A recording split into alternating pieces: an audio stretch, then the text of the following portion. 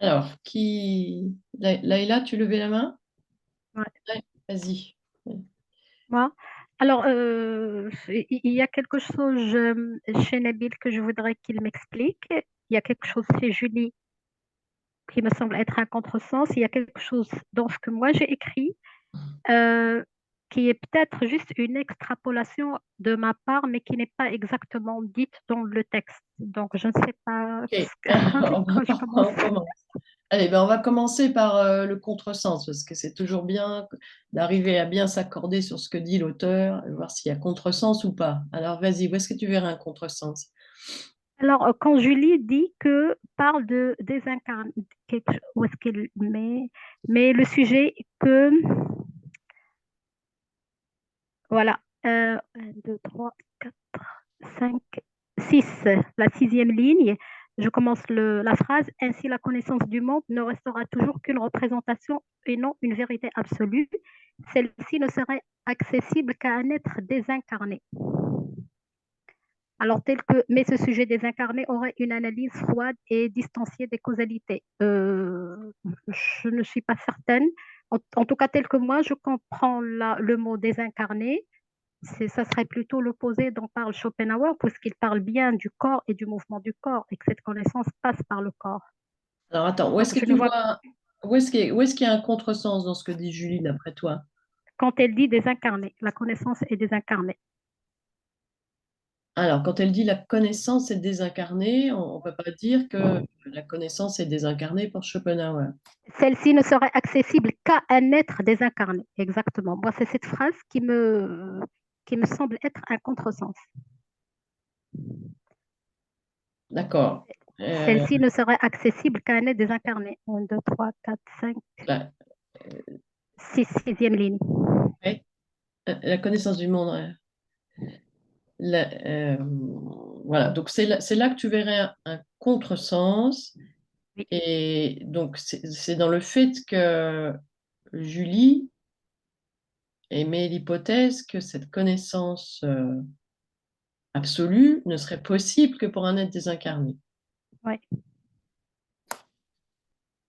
Et est-ce que Schopenhauer ne dit pas qu'elle serait possible que pour un être désincarné, en fait? Il ne dit pas ça, Schopenhauer. Non, c'est pas ce Ouais, que j'ai compris. Non. d'accord. Alors, Julie, mais en même temps, est-ce que Julie, toi, est-ce que tu dis que Schopenhauer affirme que la connaissance n'est possible que pour un être désincarné? Est-ce qu'il dit ça? Est-ce que c'est ce que tu dis? Alors, c'est... Alors, non, c'est pas ce que je voulais dire, ce que j'ai compris.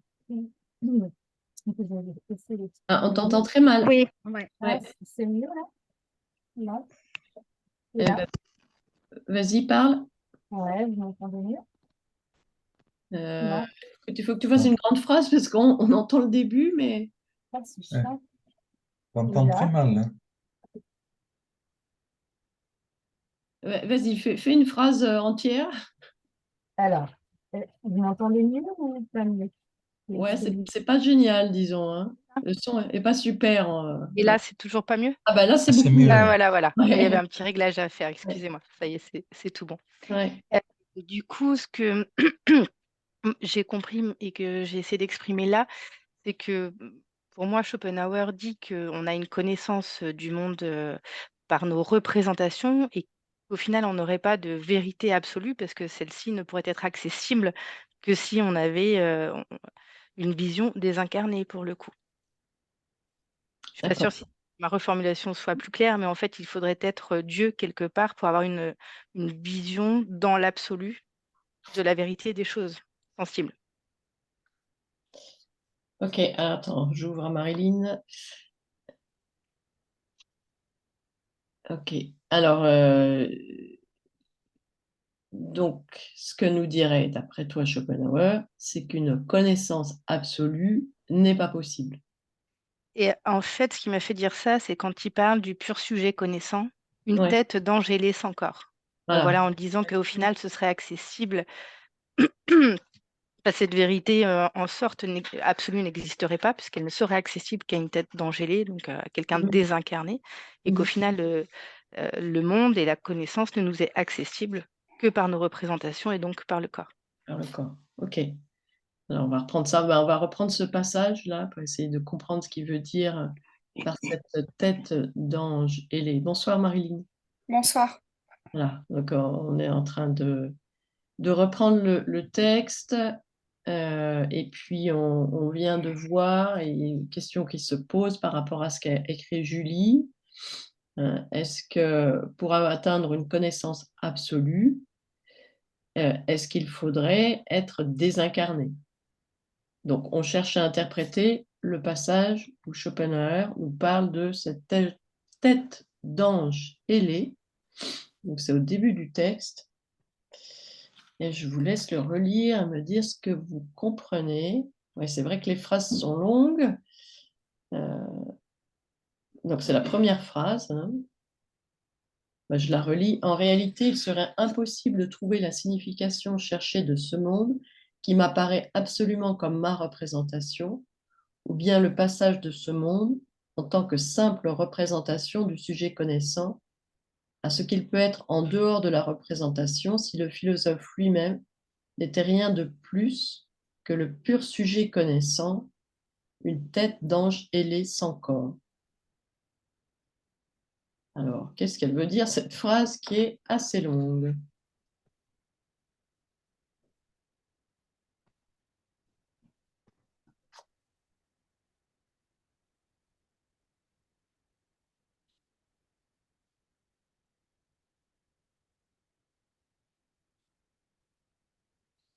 Est-ce que quelqu'un saurait nous reformuler ça de façon plus simple? Je ne sais pas s'il y a des germanistes parmi vous. Je ne sais pas si en allemand c'est aussi compliqué.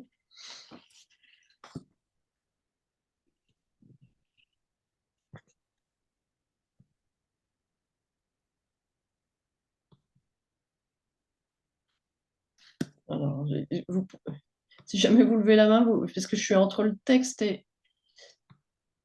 et Zoom, et j'arrive pas à voir les deux.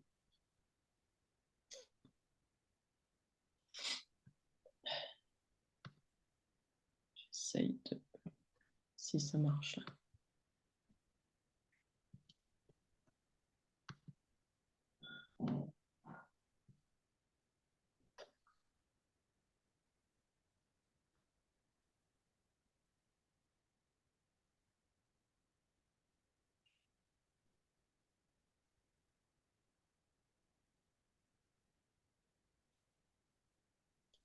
Alors, est-ce que quelqu'un aurait une traduction de cette formule et voudrait reprendre ce qu'il comprend, juste dans ses propres mots? Oui. Nabil, ouais, vas-y. Qu'est-ce que tu comprends? Alors moi, je comprends trois choses. Enfin, il y a trois parties dans ce début de phrase. Dans ce début de texte, pardon. Donc la première, c'est de dire que c'est impossible de se faire une représentation réelle du monde. La deuxième, c'est que si on s'en fait une, c'est par sa propre, c'est notre propre représentation. Et la troisième, c'est qu'il est possible d'aller au-dessus en tant que, enfin, qu'idéalement, en tant que philosophe, on devrait aller au-dessus de notre propre représentation et être capable de voir au-delà.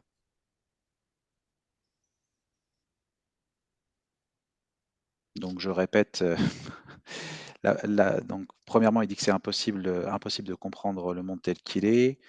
La deuxième, il dit que la seule manière de le faire, c'est de se représenter soi-même ce monde. Et la troisième, c'est qu'en tant qu'esprit ailé ou que philosophe, l'objectif, ça serait d'essayer malgré tout de comprendre le monde en allant au-delà de notre propre représentation. Alors, est-ce que vous êtes d'accord ou pas avec ce que dit Nabil? Je vois qu'il y a des personnes qui lèvent la main et j'en déduis qu'elles ne sont pas d'accord. Peut-être je me trompe. Antoine, tu es d'accord ou pas d'accord?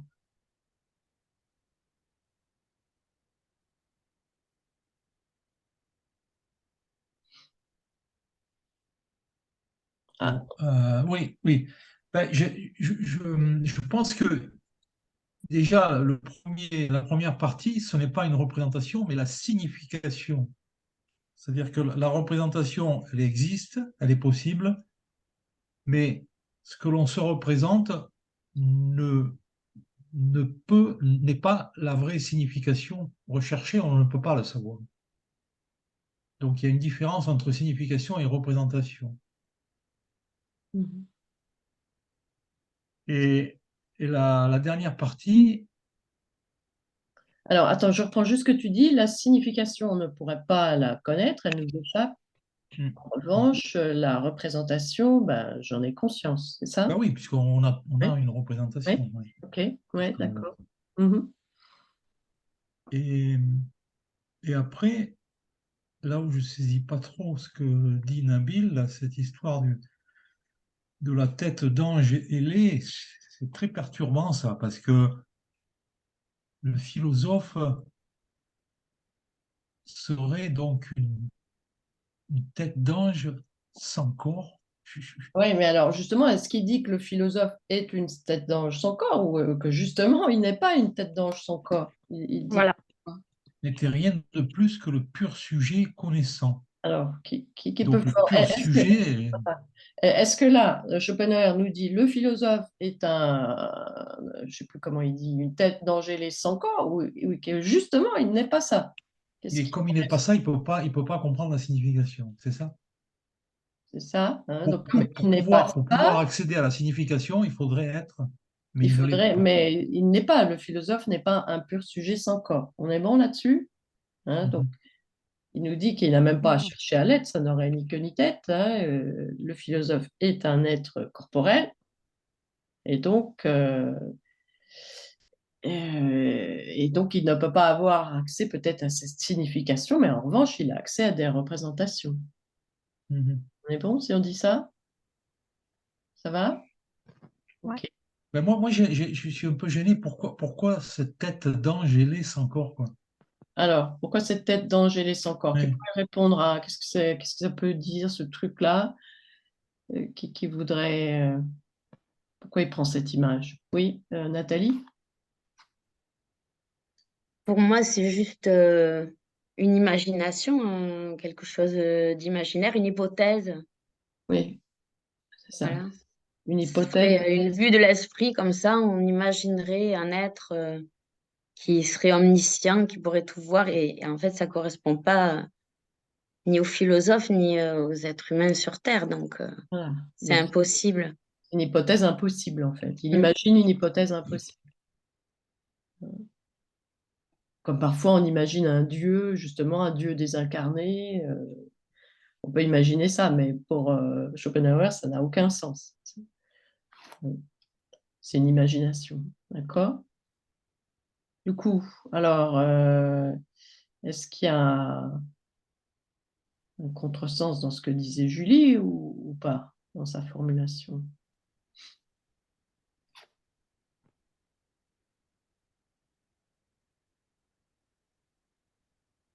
Ben, le contresens, c'est qu'il ne fait pas la différence entre signification et représentation. C'est ça qui est Parce que un Julie, peu elle a gênant. écrit ainsi la connaissance du monde restera toujours qu'une représentation et non une vérité absolue. Celle-ci ne serait accessible qu'à un être désincarné, une vision de Dieu. Alors, est-ce que Schopenhauer dirait, bah oui, la connaissance absolue, elle pourrait être accessible à un Dieu, mais de toute façon, il n'existe pas. Est-ce que vous êtes d'accord si on interprète comme ça ou ça marche pas La avec ça? connaissance, oui, la connaissance absolue, oui. Alors, attends, on va pas aller trop vite, hein, de voir déjà si les autres ont compris la question, hein, parce que du coup, je sais même plus quelle question j'ai posée, moi. Oui, je reprenais ce que disait Julie, parce que Julie dit, la connaissance absolue serait possible s'il y avait un être désincarné, mais il n'existe pas. Donc, elle en déduit que la connaissance absolue n'est pas possible. Est-ce que c'est juste par rapport à ce que dit Schopenhauer? Que la connaissance absolue n'est pas possible? Qui pense que oui, oui, effectivement, c'est ce qu'il dit, et dans ce cas-là, où est-ce qu'il le dit? Ou bien vous n'êtes pas d'accord avec Julie, non, non, il ne dit pas ça.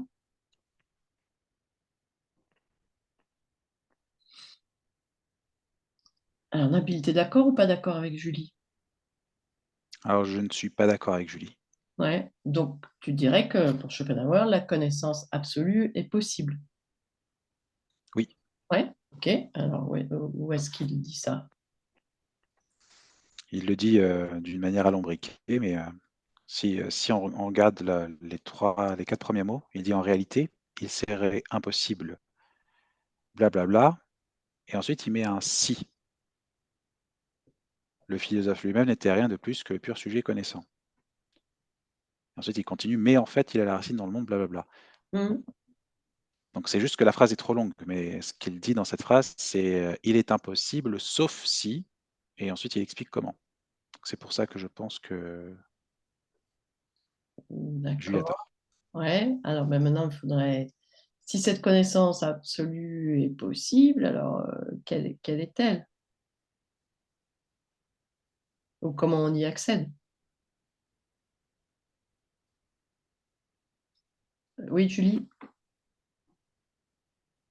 Oui, du coup, effectivement, il dit ça, mais juste après, il dit, mais en fait, il a sa racine dans le monde en tant qu'individu. Mhm. Donc, en gros, il dit que ce pur sujet connaissant, n'existe pas en soi. Et Mhm. par ailleurs, un peu plus tard, il dit l'essence intime de ses manifestations et actions de son corps lui serait incompréhensible à ce pur sujet connaissant, si je comprends bien. Il l'appellerait comme il lui plairait, force, qualité ou caractère, et n'en saurait rien de plus pour cela. Donc pour Ouais. moi, de toute façon, la vérité absolue, enfin, quoique quelque part, il est peut-être là mon contresens, Ouais. Ouais. parce qu'il dirait au départ, pour moi, ce que j'ai compris, c'est qu'il dit au final, on ne pourrait pas effectivement atteindre cette signification cherchée dans ce monde, sauf si on était un sujet ailé, désincarné, etc.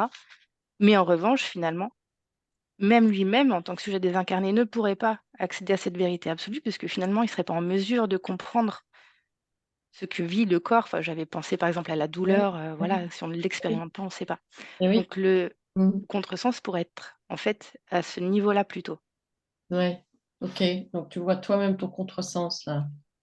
Bah, enfin, oui, quelque part, oui, en disant qu'il n'y a pas de vérité absolue pour un individu, pour les êtres humains, mais pour un être désincarné également, finalement. Il n'y en aurait pas pour un être désincarné. Mm. Hein. Il n'y aurait pas d'accès à la connaissance absolue. Je répète ce que tu dis. Pourquoi? Parce que cet être désincarné, eh bien, n'a pas cette expérience du corps. Donc, et c'est justement là qu'il y a une connaissance, une expérience qui est de l'ordre de l'absolu, justement, chez Schopenhauer. Hein. Ça va, ça? Et peut-être, par exemple, un ordinateur ne peut pas avoir de connaissance absolue, en fait. Il n'avait pas Mm. idée des ordinateurs, Schopenhauer, mais il ne peut pas, un ordinateur peut connaître énormément de choses, mais il ne peut pas avoir cette connaissance puisqu'il est désincarné, il n'a pas de corps. Sauf que maintenant, on fait des ordinateurs qui commencent à avoir des corps, mais bon, c'est un autre problème. L'intelligence, là, ça pose des. Je crois qu'il y a des scientifiques qui se questionnent là-dessus parce qu'il y a des ordinateurs qui peuvent se mouvoir maintenant. Enfin bref, je ferme cette parenthèse. Mais donc, ça va ce que dit Julie. Donc, l'être désincarné n'a pas accès à la connaissance absolue. Pourquoi? Parce que justement, il est désincarné, il ne peut pas savoir ce que c'est que la douleur, par exemple. Ok, donc il y avait bien un contresens dans ce que tu me disais, Julie. Ouais. Donc voilà, tu pourras le reformuler si tu veux, tu feras ça une prochaine fois, parce qu'il faudrait le réécrire un peu. Ok, est-ce que on est bon là-dessus ou est-ce que c'est pas clair ce qui vient d'être exposé? Ça va? Oui, Nabil? J'ai une question par rapport à ce que veut dire réalité absolue. Qu'est-ce que Ouais, ça veut dire exactement? ouais, oui, Et pourquoi on conçoit que c'est oui. quelque chose de différent, enfin de séparé d'une autre vérité ou réalité? Oui, effectivement, bonne question, hein. On a fait comme si ça allait de soi, la connaissance absolue. Et quand tu poses la question, waouh, on se dit, ouf, en fait, c'est quoi? Hein. Donc, qu'est-ce que ça peut être que... Puisque là, on a dit que un sujet, je reprends juste ce qu'on a dit, hein, un sujet désincarné ne peut pas accéder à une connaissance absolue puisqu'il n'aura pas connaissance, par exemple, de l'expérience des sensations, de la douleur. Et donc, qu'est-ce que ça veut dire une connaissance absolue alors?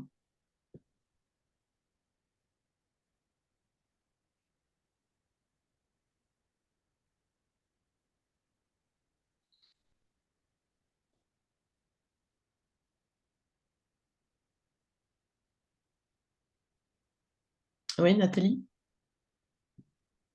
Ça serait, mais c'est encore une vision de l'esprit, une connaissance qui serait capable peut-être de voir la totalité des phénomènes, la totalité des interactions, la totalité de justement des connaissances et des visions relatives de chacun, de voir à chaque instant ce qui se joue de manière globale. Enfin, voilà, je verrais une connaissance absolue, quelque chose de cet ordre-là, mais enfin, qui ne serait pas atteignable, comme on vient de le dire, D'accord. Donc, par un humain j'entends par connaissance absolue une connaissance totale, en fait. total. Hein, voilà, une connaissance totale.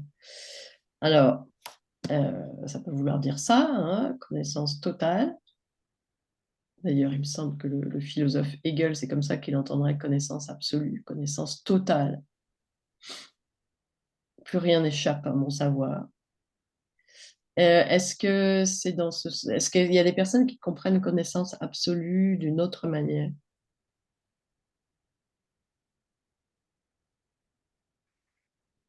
Laïla?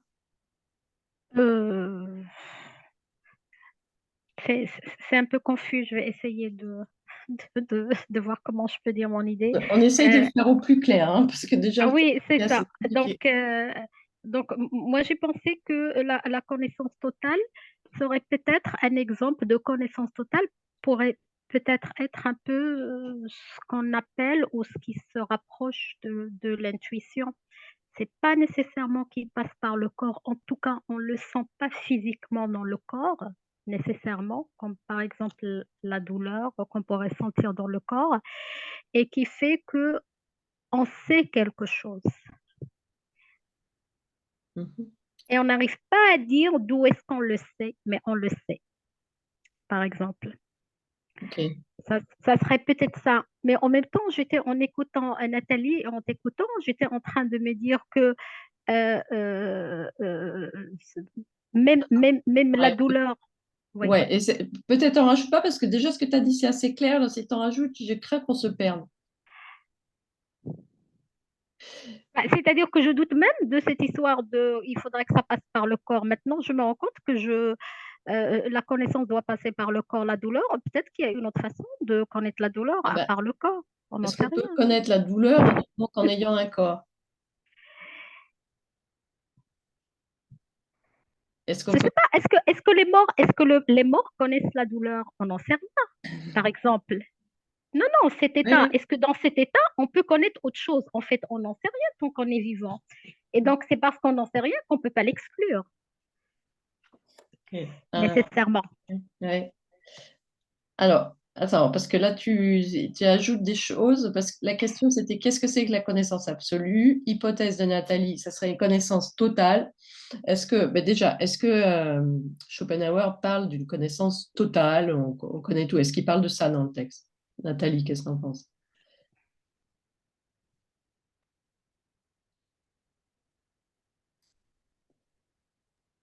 Il faudrait que Ouais, ouais, je relise parce que je demande aux autres, est-ce que vous pensez que dans ce texte, il est question d'une connaissance totale? C'est-à-dire, on connaît tout, rien ne nous échappe, on a la connaissance du moindre insecte qui habite cette planète. Est-ce que c'est de ça qui nous parle ou pas, Schopenhauer, qui pense que non, c'est pas ça?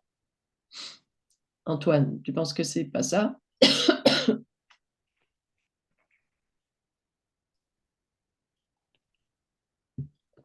On t'entend pas, Au Antoine. micro, oui. Non, il parle de signification cherchée.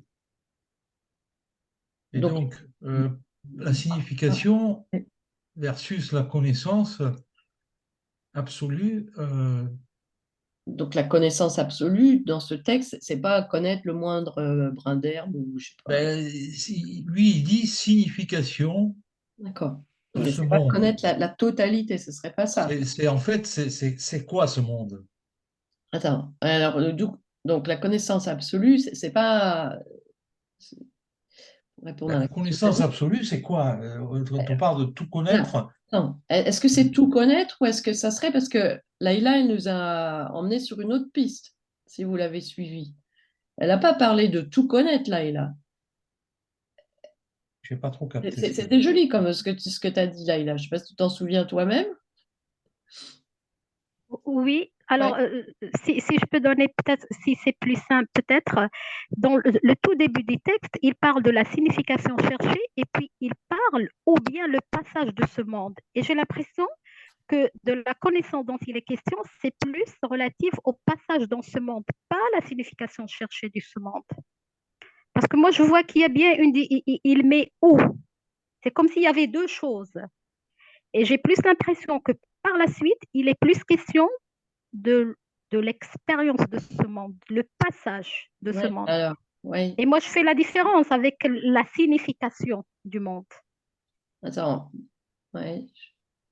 Parce que tout à l'heure, tu parlais de l'intuition aussi. Tu avais un concept Par qui était exemple, intéressant. oui, Est-ce qu'on peut avoir une oui, connaissance absolue qui serait de l'ordre de l'intuition?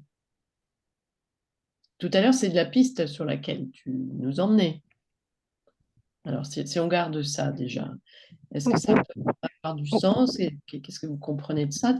On aurait une connaissance absolue qui serait de l'ordre d'une intuition. Est-ce que ça peut avoir du sens d'associer connaissance absolue et intuition? Alors, si vous pensez que oui, comment ça marche? c'est à moi ou c'est à tout le monde? Moi, je renvoie à tout le monde qui veut répondre à ça. Est-ce que connaissance absolue et intuition, ça peut fonctionner ensemble?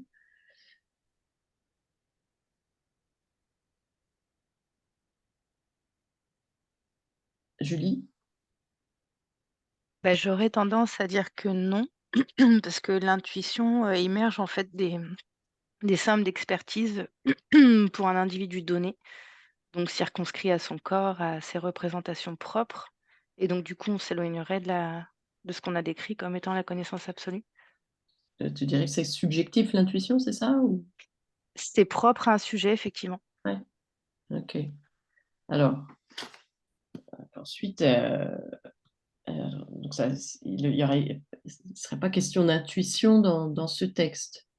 Hein, parce que souvenez-vous tout ce qu'il dit de la volonté, Schopenhauer.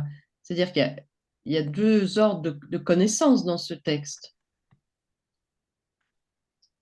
Si je ne me trompe pas, ce serait quoi ces deux ordres? Ou bien, si reprenons la phrase que Antoine a mis en exergue. Donc, il a repris une phrase du texte qui me semble assez importante.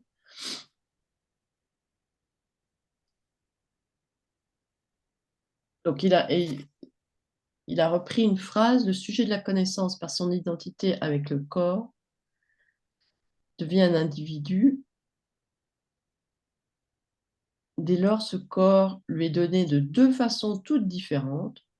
D'une part, comme représentation dans la connaissance phénoménale, comme objet parmi d'autres objets et comme soumis à leurs lois, et d'autre part, en même temps, comme ce principe immédiat, connu de chacun, que désigne le mot volonté. Et là, je pense qu'il y a quelque chose d'important là, dans cette phrase qui répond peut-être à notre question de connaissance, de connaissance absolue. Alors déjà, si on reformule hein, dans vos mots, là, est-ce que quelqu'un saurait reformuler dans ces mots cette phrase qu'Antoine a soulignée? Donc le redire comme vous le comprenez. Enfin, je vous laisse la relire et puis la répéter dans vos mots.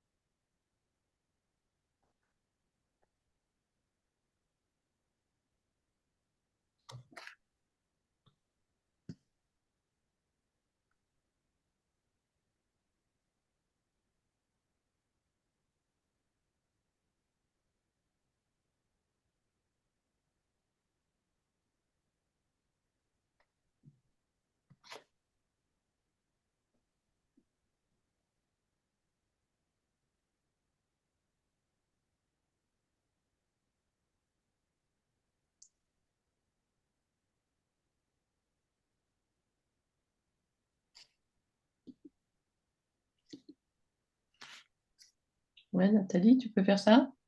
Hein, donc, vous venez de lire cette phrase. J'essaye un truc, Schopenhauer mais est un participant, il vient de parler, il a prononcé cette phrase. Qui peut répéter ce qu'il a dit? Vas-y, Nathalie.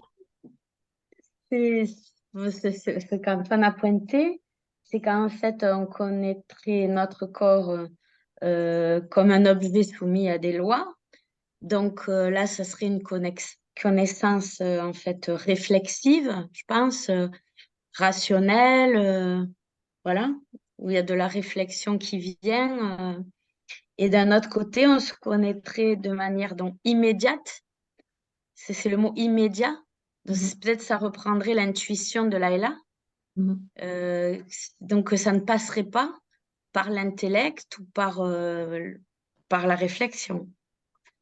Ça serait quelque chose de spontané. Et alors, c'est cette histoire de volonté là qui est à analyser. Qu'est-ce que c'est que cette volonté?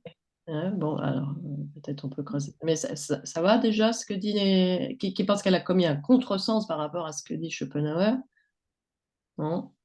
Ok, donc par exemple, connaissance réflexive de mon corps, ça pourrait être quoi? Qui peut donner un exemple?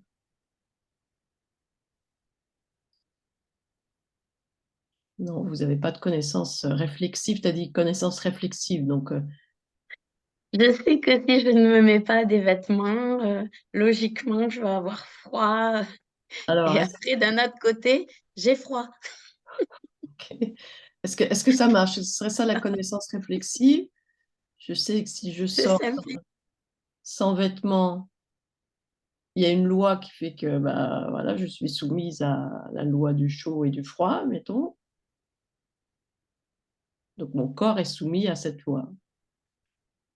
Ça, je le sais, d'accord. Ok. Quelqu'un avait un autre exemple sur la connaissance réflexive de mon corps, comme comment il dit Schopenhauer, il dit euh, représentation dans la connaissance phénoménale. Comment j'ai une, c'est-à-dire les phénomènes, hein, c'est ce qui apparaît, un phénomène, et qu'on peut décrire. Un flocon de neige qui tombe, je peux décrire ce phénomène. Et donc, comment je peux avoir la connaissance réflexive de mon corps, à part le chaud, le froid, vous voyez autre chose?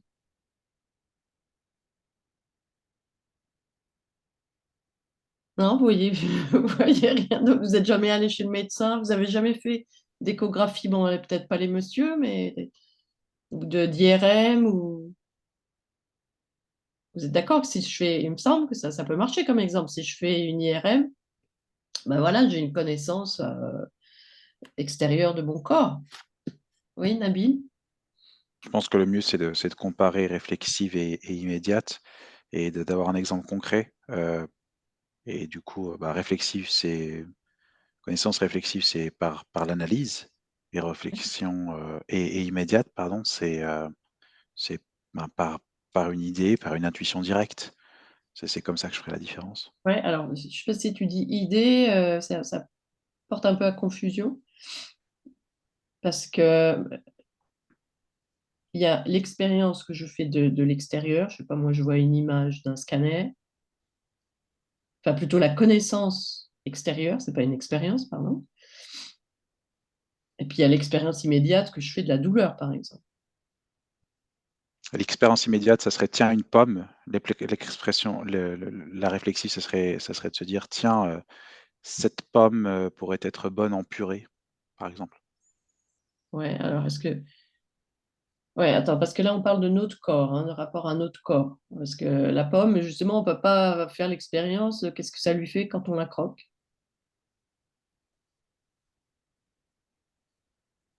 Donc, expérience extérieure de mon corps, enfin, comme un phénomène.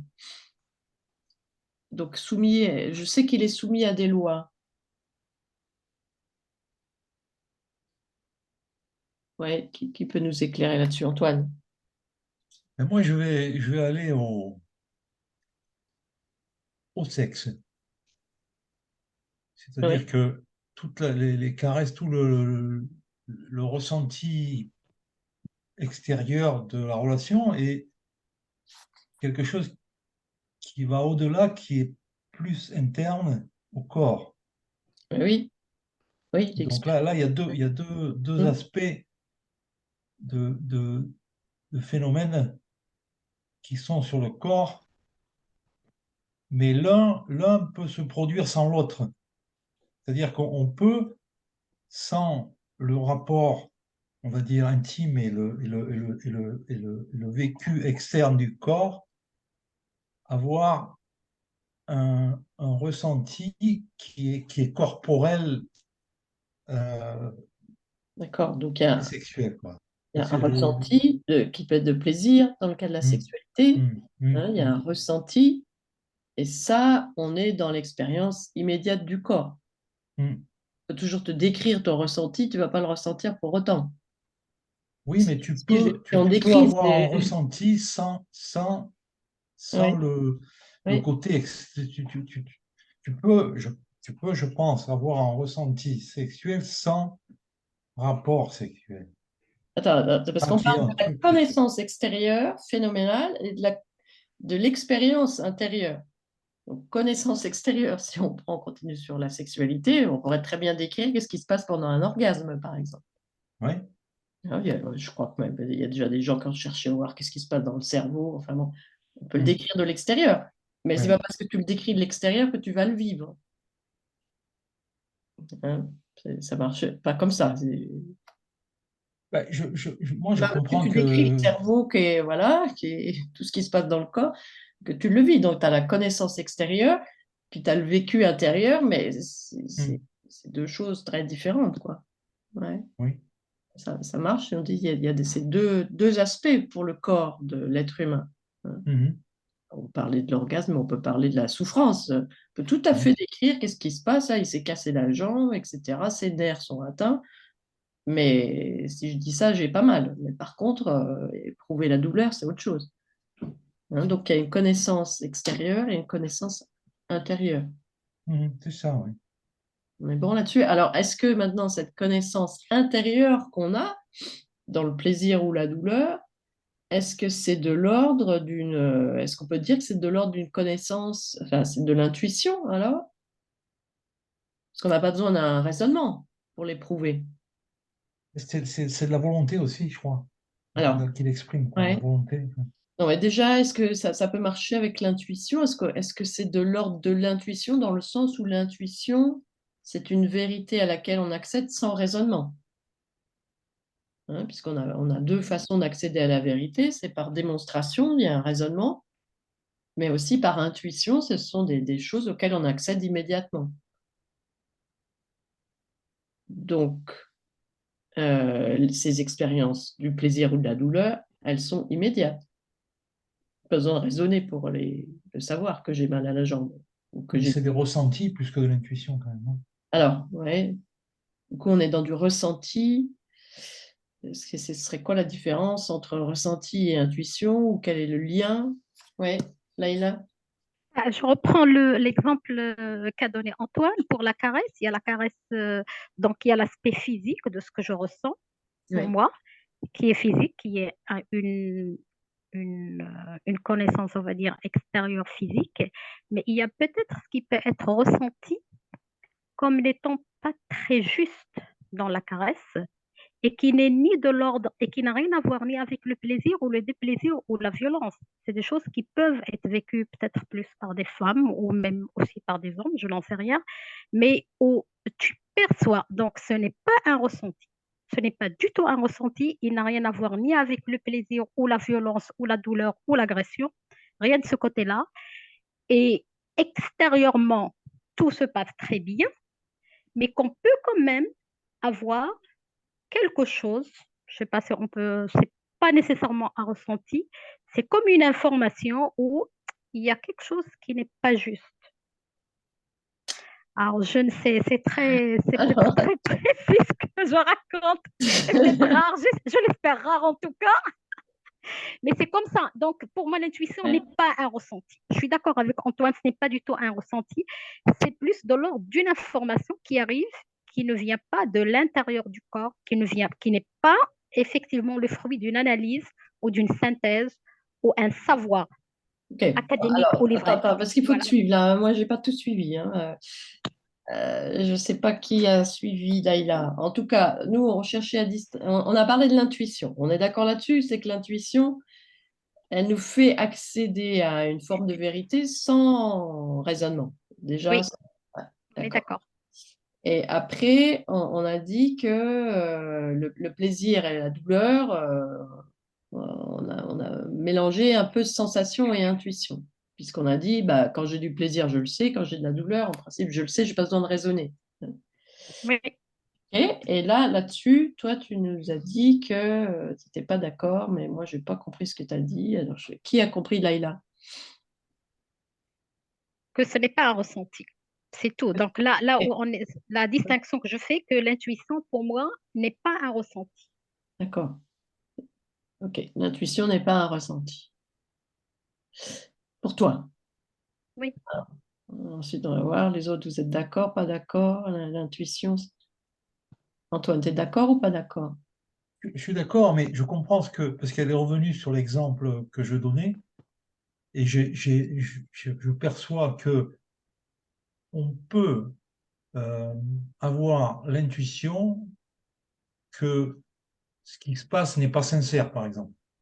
D'accord. C'est-à-dire Ouais. que c'est pas un ressenti, mais c'est Mm. une intuition. Oh, là, il y a quelque chose qui tourne, qui va pas rond, tu vois. Ça, c'est possible dans Oui. une relation comme ça, très intime. On peut avoir cette intuition. Oui, on a une intuition qu'on va ensuite peut-être vérifier ou pas. Ouais. Voilà, tout ça. Mais ça peut D'accord. être une intuition de dire, bah, tiens, Ouais. je sens que c'est pas sincère, là. Il y a quelque Ok. chose qui L'intuition comme la perception d'une vérité, d'accord. Mm. Mais bon, là, on s'éloigne de Schopenhauer, euh, même si, évidemment, oui, c'est vrai qu'on parle de l'intuition, comme vous dites. Mais si on revient à Schopenhauer, donc au petit passage que Antoine avait repris, on va rester chez lui, hein, puis ensuite on verra après si on est d'accord ou pas avec lui, mais déjà bien comprendre ce qu'il dit. Donc ça va, est-ce qu'on a éclairci la phrase donc, qu'Antoine avait reprise? Ah oui, il y a cette question de... Oui, vas-y Nathalie. Oui, oui, c'est toujours cette histoire de volonté là Voilà. qui est Ouais. vraiment pas claire pour moi. D'autre part, en même temps, comme ce principe immédiatement connu de chacun, donc là, on est dans l'ordre d'un savoir immédiat et donc de ce que Schopenhauer appelle, lui, l'intuition, hein, même si le mot est peut-être pas dans le texte, mais pour lui, ça je l'ai lu autre part, c'est de l'ordre de l'intuition, hein, c'est cette expérience de la volonté, et que désigne le mot volonté, hein. Alors, comment vous comprenez volonté ici?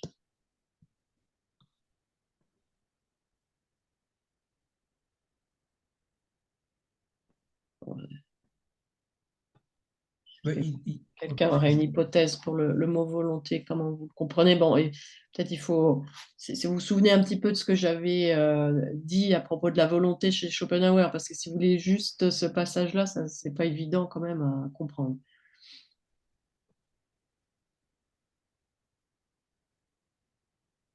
Qu'est-ce que c'est que cette volonté?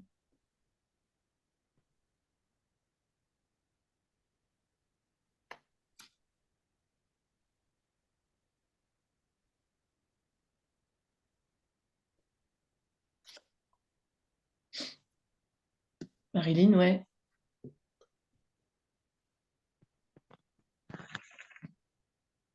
Enfin, je sais pas si j'ai compris quoi que ce soit, mais euh, la volonté, finalement, c'est ce qui viendrait finalement organiser cette connaissance sensible, phénoménale, que l'individu a également, quoi. C'est-à-dire que c'est comme s'il y avait deux instances en chaque être humain, c'est-à-dire le ressenti et cette connaissance intuitive qui serait la volonté et qui organiserait tout le reste. Mhm. Ça va ce que dit. Donc il y a cette, je reprends ce que tu dis, cette volonté qui organise tout le reste. hein. qui organise les perceptions Ouais, phénoménales de l'individu, qui leur donne un sens. ouais, hein. Voilà. Et cette volonté qui est à la racine, en fait. Voilà, Et puisque c'est ça, c'est ça que j'arrive pas à saisir tout à l'heure, c'est que l'intuition dont tu parlais, elle est plutôt du côté de la volonté, puisqu'elle n'est pas. oui, oui, Donc, c'est ça, c'est cette instance-là, enfin, je sais pas comment je dis instance, parce que je sais pas comment la nommer, mais oui, qui organiserait l'ensemble de, oui, de, de, oui, l'expérience phénoménale de l'individu. Enfin, oui, ouais, je pense que c'est ça, oui. Oui, parce que on a dit qu'on a deux façons comment dire, deux rapports à notre corps, un rapport qui est de l'ordre de la représentation et un rapport qui est de l'ordre de l'expérience immédiate de l'intuition.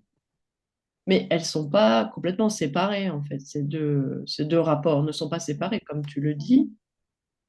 et c'est toute la difficulté même, Ouais, parce c'est que ça. comme ça fait de l'être humain un sujet connaissant, à la fois le sujet et l'objet de la connaissance, Ça, ouais. ce qui rend la chose compliquée, complexe. C'est ça, ouais. Bon, alors on va voir qui a compris ce qu'a dit Marilyn et pourrait le reformuler.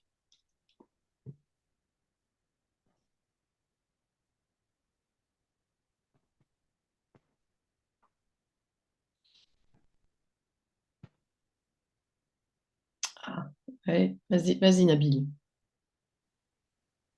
Pour résumer ce qu'a dit Marilyn, c'est que la volonté, c'est ce qui est à la racine et Ouais. c'est ce qui va donner le reste, et donc notamment l'intuition. Et j'ajouterais même ce qui va pousser à l'action. Ouais, alors tu reprends pas tu oublies une dimension, ce qu'elle a dit. Donc en tout cas, il y a l'idée que la volonté, c'est ce mouvement qui est à la racine. Schopenhauer, en fait, c'est la volonté de vivre, quoi, qui est quelque chose de très, très puissant chez l'humain, enfin, chez tout ce qui existe, en fait. Bon. Et ensuite, alors, comment elle a fait le lien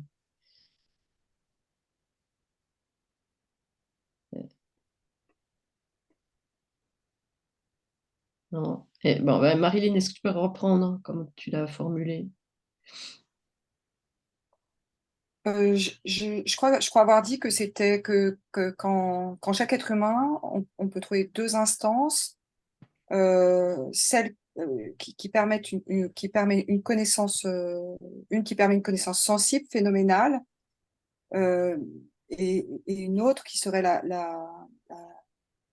l'intuition, gouvernée par la volonté, et qui permettrait d'organiser la totalité des connaissances phénoménales de l'individu. Je crois que j'avais dit à peu près des choses comme ça. Non? Ouais, ouais, ouais. Je sais plus. C'est-à-dire que notre C'est connaissance, on a une connaissance phénoménale où on décrit ce qu'on voit, Mm. mais on n'est pas désincarné, justement. On est des êtres Ouais. de chair et donc notre connaissance phénoménale, enfin dis-moi si on comprend la même chose, elle est elle-même liée à cette volonté de vivre, puisque c'est la racine, la volonté. Ouais. Elle n'est pas, elle est pas dans les airs, elle est bien ancrée sur un sujet qui est pris Ah dans bah, cette volonté. bah, enfin, comme il insiste sur le corps, Ouais. ça semble voilà, le corps, c'est c'est un texte hyper difficile. Non, mais je Ça pense semble que être. c'était clair comme tu l'as dit. Disons que le corps permet oui, la connaissance phénoménale, elle peut pas être dans l'air, puisque c'est Ah, ouais. l'individu enraciné à la fois dans cette vie qui est son corps et qui, et qui va faire l'expérience du monde. Mais à elle seule, euh, on n'en fait rien, quoi. C'est-à-dire il faut absolument qu'il y ait cette volonté euh, pour que les choses elles soient Mais peut-être je me trompe, là. Je suis en train de me dire, je suis en train de me tromper. Non, oui, mais Tu là, sais, tu vas me faire. Non, euh, c'est assez clair. Attends, qui peut le reformuler? Vas-y, Nathalie. Non, non, c'était pas pour Ah, reformuler, c'était pour poser la question sur le lien qu'il y a entre ces deux instances. Voilà. ok. Ouais. Parce que, en fait, Marilyn, tu parles d'une volonté qui vient organiser. Donc, en fait, elle serait, vous l'avez dit, Racine première, et Ouais. c'est elle qui, entre guillemets, commanderait, quoi. Enfin, Ouais. est-ce que c'est vraiment ça qui dit que... Ouais, je pense. Ouais. Oui, d'accord. Parce que je n'avais pas perçu, Ouais, je ouais. comprenais pas quel était le mécanisme de lien entre les deux, quoi. Ensuite, oui, ça pose peut-être un certain nombre de problèmes, mais ouais, je pense que c'est ça qu'il dit, ouais. Ok. Oui, Marilyn? disons, moi, ce qui me fait dire ça, c'est que avant même de lancer le mot volonté, il dit l'essence intime de ses manifestations et actions de son corps lui serait incompréhensible. Il l'appellerait comme il lui plairait, force, qualité ou caractère, et n'en saurait rien de plus pour cela. Donc en fait, il faut bien qu'à un moment donné, la volonté intervienne pour que la connaissance, elle puisse être manifeste, elle puisse se révéler à l'individu. Puisque précédemment, il emploie le conditionnel et il explique que on ne pourrait pas parler de tout ça si elle n'était pas là. Donc je dis pas que, enfin moi, je sais pas si elle est au-dessus ou autre, mais en tout cas, elle est au cœur de la Oui, machine, quoi. c'est ça. Ça va, c'est clair ce que dit Marilyn?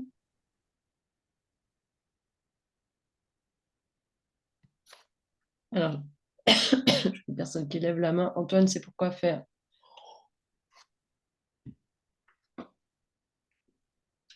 Question? Marilyn, C'est une parce que question? dans la dernière phrase, il dit très clairement, l'action du corps n'est que l'acte de la volonté objectivée, c'est-à-dire vue dans la représentation. Donc on voit bien que la volonté ou l'acte volontaire précède l'action du corps. Donc c'est bien tout ce qu'on peut avoir comme connaissance phénoménale n'est là que par cette volonté Mhm. qui émane de notre représentation, en fait, de la représentation qu'on se fait. C'est-à-dire Ouais. que la représentation de la vie, du monde, de la connaissance que l'on va induire une volonté qui va se transformer en acte d'action du corps.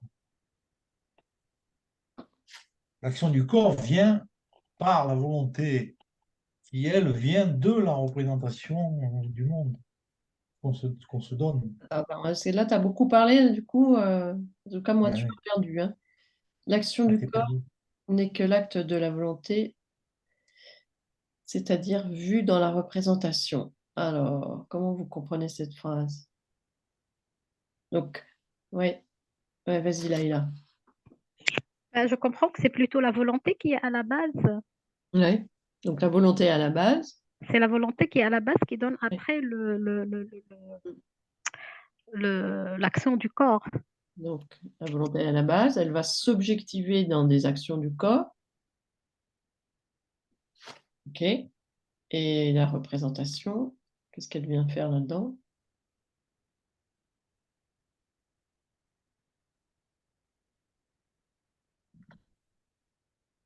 Là, il dit bien que la volonté Ah, objectivée ouais, vue dans la représentation. parle pas trop vite, Antoine, parce que là, il y a des volontés qui sont. Toi, tu as une volonté rapide, hein, elle s'exprime rapidement.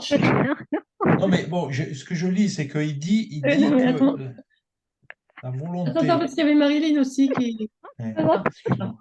On voit la volonté qui s'exprime chez nous de deux façons. Mais Schopenhauer dit qu'on fait tous partie de la même volonté, parce qu'on étudiera ça aussi après, c'est l'idée de pitié chez Schopenhauer. On est tous pris dans ce mouvement, nos volontés s'individualisent, mais c'est la même chose en fait. Enfin bref, pourquoi je raconte ça? C'était pour temporiser. Je voulais temporiser. Vous voyez, c'est ma volonté qui est en train de faire des trucs bizarres. Euh, oui, on cherchait à interpréter cette dernière phrase. Je Oui, voyais. vu dans la représentation. C'est ça, voilà. Et donc, on a dit, il y a la volonté à la racine, elle s'objective dans des actions, et c'est quoi le rapport avec la représentation? Je voyais que Marilyn était en train de chercher aussi. Ouais. C'est bon, Marilyn, tu as formulé? Ouais. Ouais, vas-y. Parce que la représentation, c'est le seul moyen, enfin, c'est la seule manière qu'a l'homme de percevoir le monde. C'est sa représentation. Oui, oui. Donc, si la volonté, elle produit une action sur le corps, cette action, elle va se voir uniquement de manière phénoménale dans la représentation. Comme Oui, j'arrive pas en fait à m'enlever de la tête la représentation kantienne, enfin la division kantienne, du coup c'est hyper violent. Oui, parce que il transforme complètement Kant. Voilà, c'est ça. Ouais. C'est assez bizarre, ouais. Kant, ça lui aurait fait des nœuds au cerveau, ce qu'a fait Schopenhauer. Heureusement, il ne l'a pas lu, mais...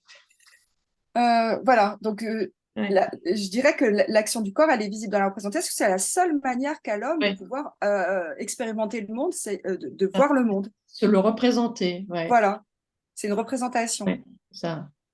Donc là, il y a l'idée de représentation, c'est quoi? Alors là, c'est l'idée que c'est pas immédiat. Oui. Ça ou... ouais. Oui, je pense, oui, c'est pas immédiat. Okay. Mais c'est une des manifestations, voilà, de cette volonté. Effectivement, l'humain se représente. C'est pas possible autrement. Il peut pas le voir autrement que là. Voilà, c'est là que ça fait des nœuds si on pense à... Oui, si on pense à Kant, oui, non, voilà. Oui. Alors, est-ce que c'est clair comme c'est formulé, Nathalie? Oui, je comprends tout à fait ce que vous venez de dire là, mais pour le coup, je me dis qu'il y a une contradiction, puisqu'il dit qu'il y a deux modes de connaissance, qu'il y a celle dont on dit qu'on ne peut pas s'en passer, que c'est pas possible autrement, qu'on est forcément obligé de faire ces représentations, mais il dit aussi qu'il y a le mode de connaissance premier, intuitif, donc ça aussi c'est un mode de connaissance. Ouais, alors est-ce que ça contredit ce que... Ben, pourquoi il y aurait forcément la volonté de base qui s'objective dans le corps, ok, mais après on pourrait l'apercevoir que en représentation. On pourrait peut-être cette volonté l'apercevoir d'une autre façon, plus directeur. Oui, parce qu'on a dit tout à l'heure justement qu'il y a cette expérience immédiate à travers le plaisir ou la douleur. Voilà, donc je sais pas, ça me paraît bizarre que c'est un cercle en fait. Oui, alors.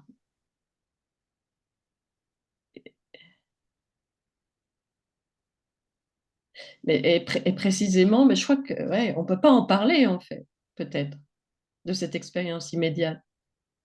On ne peut pas en parler. Dès que j'en parle, ça y est, je suis dans la représentation. Mais sinon, c'est inaccessible au langage, peut-être, non? Ça vous parle, ça? Et je sais que Wittgenstein, j'y pense parce que Wittgenstein, il a lu Schopenhauer. Et justement, Wittgenstein a cette idée, ce dont on peut parler, il faut le taire, c'est-à-dire qu'il y a des expériences qui ne peuvent pas être mises dans une représentation langagière. Et c'est par exemple le plaisir, la douleur. On n'est pas sur le même mode, quoi. Non. Enfin, je ne sais pas, peut-être j'extrapole avec Wittgenstein. Bon. Alors, je vois qu'il y a des mains qui se lèvent. Laïla, c'est une question, c'est un complément, tu veux faire quoi? Un complément, une tentative de réponse, mais aussi peut-être une question. C'est que tout à l'heure, je me suis demandé le lien entre la volonté et l'intuition. peut-être que le texte lui-même ne permet pas, ce texte qu'on a sous les yeux ne permet pas nécessairement de clarifier. Mais pour répondre, enfin, pour un peu enchaîner sur ce qu'a dit Nathalie, est-ce que cette intuition, cette connaissance immédiate, ce n'est pas ça qui nous permet de rectifier la connaissance via la représentation, sans qu'on puisse nécessairement le dire dans des mots? Alors, ce qui te permettrait de rectifier des représentations. De rectifier ou de nuancer la connaissance sans qu'on puisse traduire Oui. ça en mots Oui. nécessairement. Oui, parce que nos représentations, c'est vrai qu'on on les modifie, ouais. Qu'est-ce qui fait qu'on les...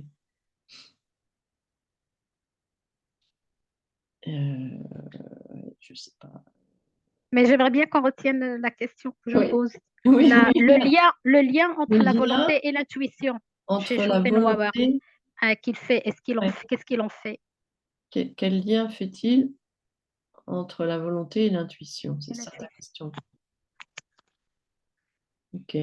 Quel lien fait-il entre la volonté et l'intuition? On va prendre le temps de réfléchir, parce que c'est complexe là, d'arriver à comprendre. Quel lien fait-il entre la volonté et l'intuition? Mais il me semble qu'il y avait autre chose dans ce que tu as dit en plus, Laïla. Il me semble que tu posais aussi la question, mais j'ai peut-être mal compris, du lien entre la représentation et l'intuition. Oui, indirectement, exactement. Ouais. Ouais. Comment Aussi. ça?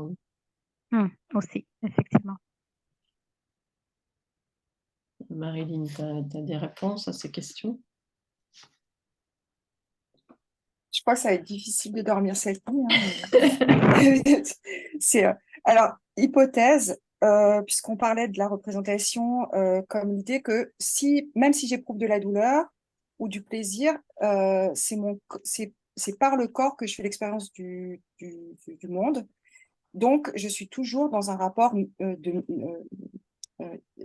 non immédiat, c'est-à-dire je passe par le corps pour sentir le monde. Alors que la volonté et l'intuition, c'est peut-être pas exactement ça qui se passe, et c'est peut-être la différence principale. Et la volonté, précisément, c'est ce qui nous mettrait dans l'embarras au moment où on dialogue tous ensemble, c'est qu'elle ne nous est pas véritablement accessible.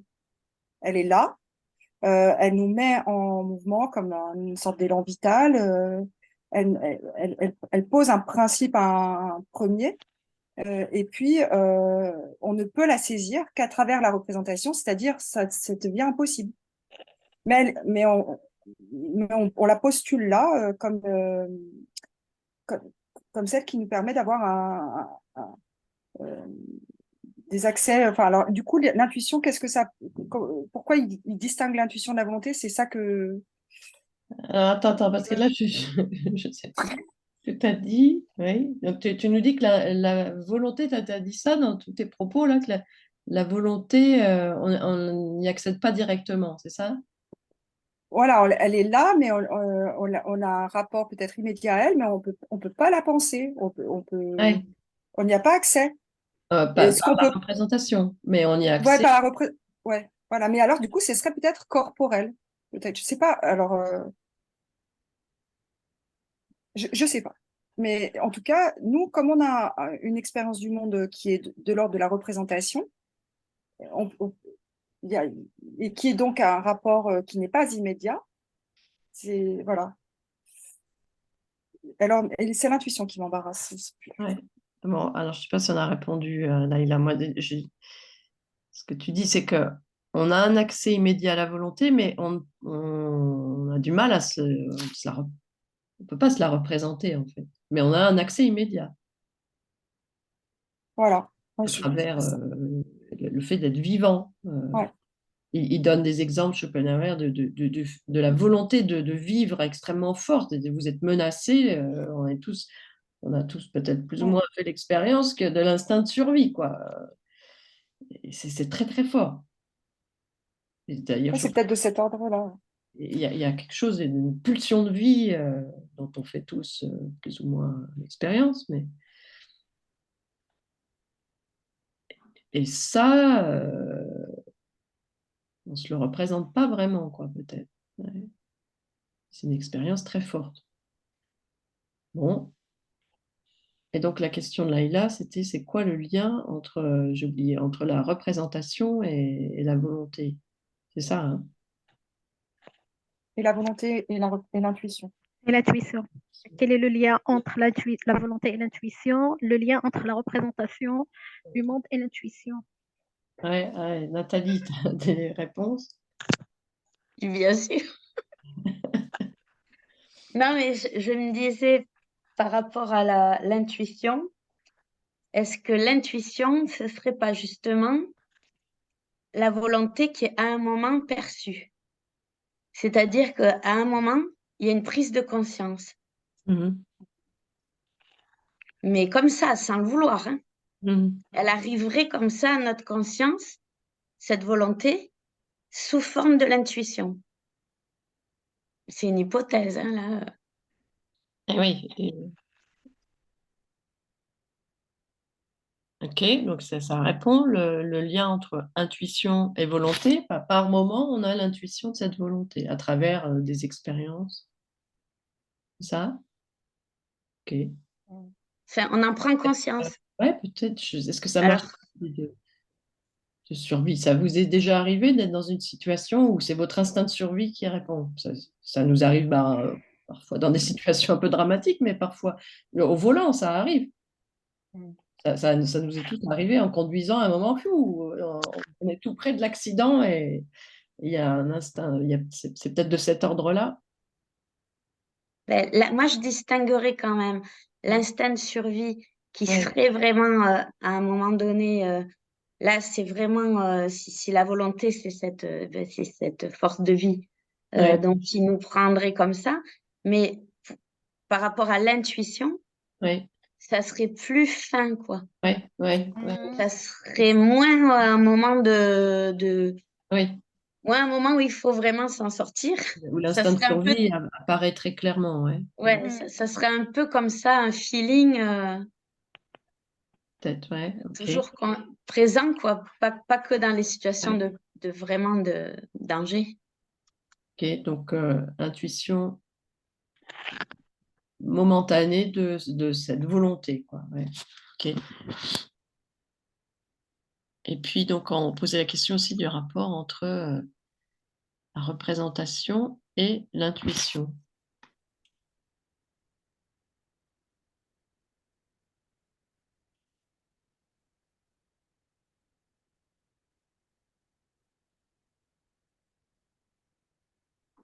Nabil?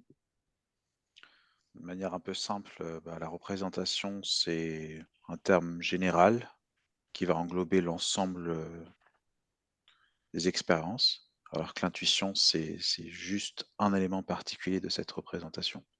Mhm. D'accord, ouais. L'intuition, un élément particulier, la représentation plus globale. D'accord, ouais. D'ailleurs, je dirais la même chose pour la volonté, finalement. Ouais. L'intuition serait un élément de la volonté qui serait pas une action, mais quelque chose d'inconscient, comme disait Nat. Ouais. Ok, ouais. Hein, la représentation comme quelque chose de plus global. D'accord. Antoine? Moi, je reprends le texte. En fait, il Oui. dit que l'acte de volonté ou l'intuition n'est objectivé que s'il est vu dans la représentation. Oui. C'est-à-dire que la représentation permet d'objectiver Ouais. l'acte de volonté ou l'intuition, quoi. Ouais. Et Et ce oui. n'est que lorsqu'on est vu dans la représentation qu'on peut se dire, bah oui, c'est vrai, quoi. C'est objectivé, c'est là, ça existe, Ouais. c'est présent. C'est-à-dire que si ce n'est pas, si ce n'est pas vu dans la représentation, Mhm. ça reste quelque chose qui est dans le flou et qui n'est pas objectivé. Ouais, ouais, Donc, si tu regardes par exemple l'instinct de survie, ouais, qui va conduire à l'action du corps, il devient objectivé lorsque on le représente. ouais, ouais. Tant qu'il n'est Mais- pas représenté, il n'est pas objectivé. Ah ouais. Et en général, on l'objective après coup, en fait. C'est ça, oui. C'est après coup, on se dit, ouh là là, il y a eu un danger, mais on n'a même pas Mm. réfléchi, quoi. Hein. Ouais. Oui, c'est ça.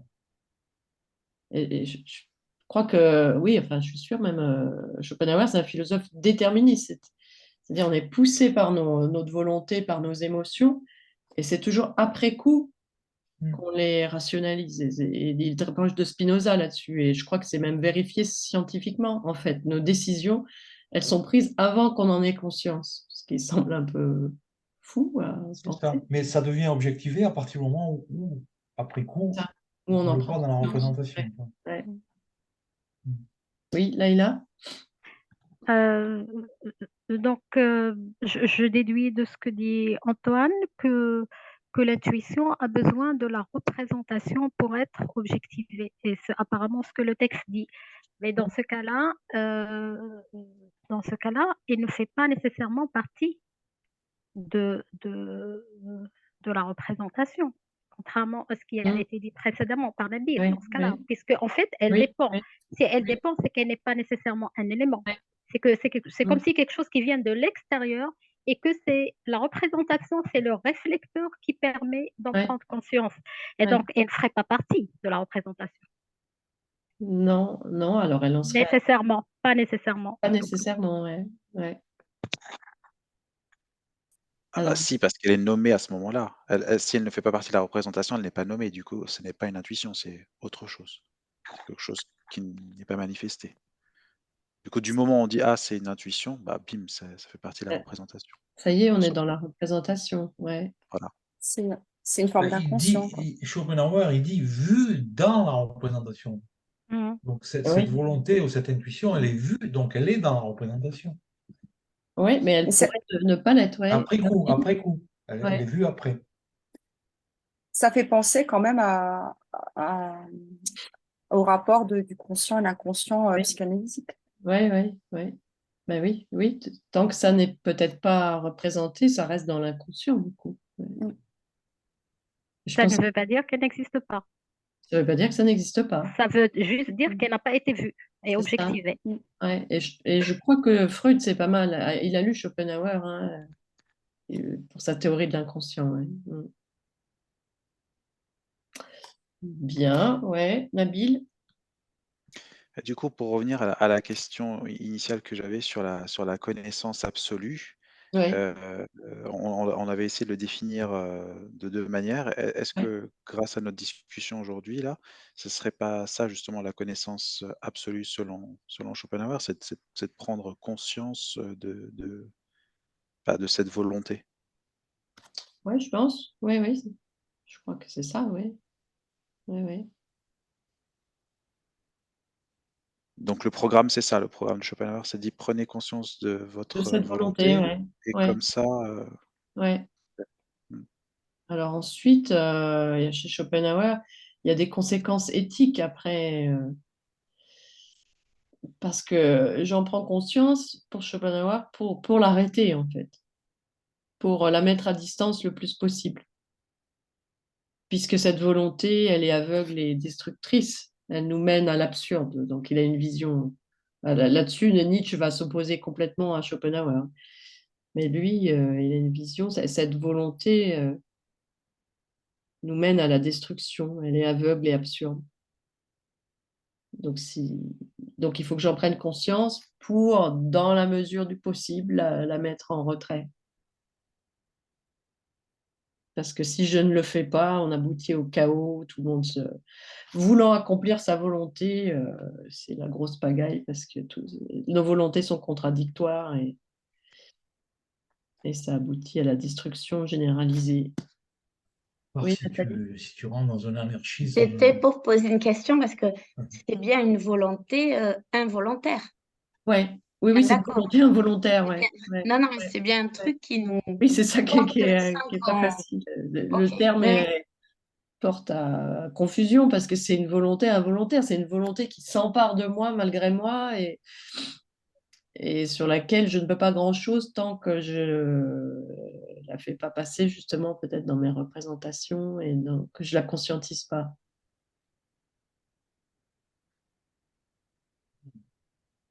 Ok.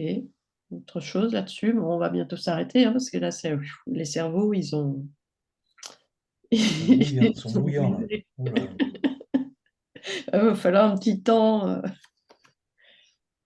de refroidissement peut-être avant de s'endormir. Alors Ouais, ensuite, mais vraiment, je crois qu'on a mieux compris, hein, parce que là, je me rends compte que je n'avais pas compris. Hein, donc, ouais. vraiment, je suis contente. Ok, bon, c'est plus clair, ça ne vous a pas embrouillé. Alors après, oui, on pourrait réfléchir aux Hmm. questions que cette vision des choses pose, parce elle est intéressante, c'est assez original de voir les choses comme ça. Qu'est-ce que ça peut poser comme question, comme problème? Et ça sera pour la prochaine fois, hein, vous y réfléchirez. Puis on verra donc aussi les conséquences éthiques de cette vision des choses. Est-ce que vous avez des questions, remarques, non, pour ce soir? Oui, Nabil? Désolé Laurence, hein, mais tu disais Nietzsche finalement, c'était un peu l'inverse. Donc si pour résumer, Schopenhauer, il est en mode calmez Calmez vos votre pulsions. volonté, calmez vos pulsions. Ah. Et donc Nietzsche, Et si plutôt je comprends bien, affirmez-les. Ouais. ok, ouais, c'est ça. Affirmez-les, alors pas.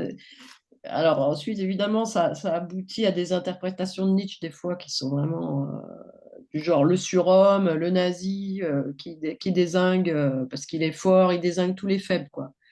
Bon, Nietzsche, c'est quand même un peu plus subtil que ça, c'est une affirmation. Hein. Et ouais, c'est ça. Et il va critiquer chez Schopenhauer, il va y voir du nihilisme, c'est-à-dire le fait de renoncer à vivre finalement.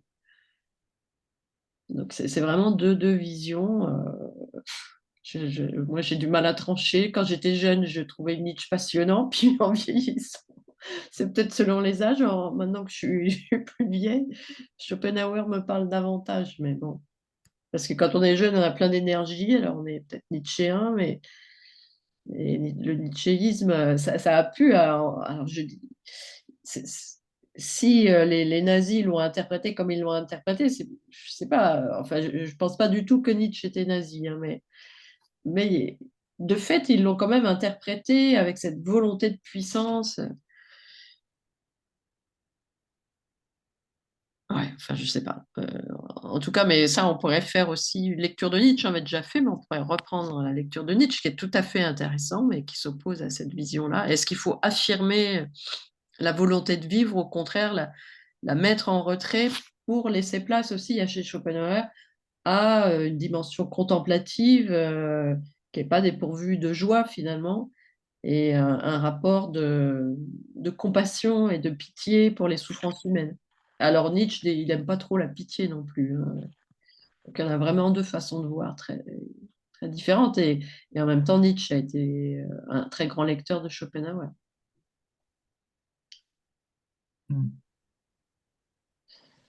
Ok, bien. Bah, écoutez, donc la consigne pour la prochaine fois, notez les questions que ce qu'on a vu ce soir peuvent susciter. Et puis, je chercherai Vous pouvez lire le petit texte aussi sur les porcs épics. Je ne sais pas si vous l'avez lu, je l'ai mis en dessous, qui est un joli texte sur les rapports humains. Et puis, je chercherai un texte pour la prochaine fois sur la pitié, si j'arrive à trouver un texte où il condense justement ses idées sur la compassion. Ok, bien. Oui, Laïla? Alors, moi, je voulais te remercier pour ce texte parce que c'est exactement le genre de texte qui me stimule beaucoup, Ouais, parce qu'il me pousse à chaque fois ouais. à essayer de nuancer, de revoir. Et j'aime beaucoup Ouais. enfin, être dans des choses comme ça qui paraissent a priori Oui, parce difficiles, mais qu'on moi, a ça choisi me, le texte difficile, bon, mais mais moi, ça me stimule beaucoup des textes ok. comme ça et ça me donne très envie de continuer à m'inscrire avec toi dans des cercles, Ok. pour travailler sur Voilà, des philosophes, faut alors mettre la qu'a barre priori, haut. ça ne m'intéressait pas tant que ça. Mais là, ça ouvre mon appétit. Ah, si c'est pour avoir des textes comme ça, moi, je signe. Ouais, je te Je te dis mettrai merci. enfin des séances sur Hegel. Alors là, tu verras. Waouh. Non, mais il y a de l'intelligence collective, hein. Enfin, Ouais, moi, ça m'épate de voir comme tout se met en place avec chacun qui rajoute ouais, quelque chose. C'est ouais, chouette, hein. ouais. Ben oui, Mais oui. c'est grâce à Laurence aussi. C'est grâce à l'animation de Laurence, il Ouais, faut le dire. ouais. Ah Il oui, faut aussi, cadrer, oui. faut cadrer l'animation. Mais oui, mais moi aussi, j'ai besoin de vous pour avoir ces idées-là, quoi. Ça marche bien ensemble. OK. Eh bien, super. Eh ben, à la semaine prochaine, alors. Merci À beaucoup. la semaine Bonne prochaine. soirée. Bye bye. Bonne soirée. Merci.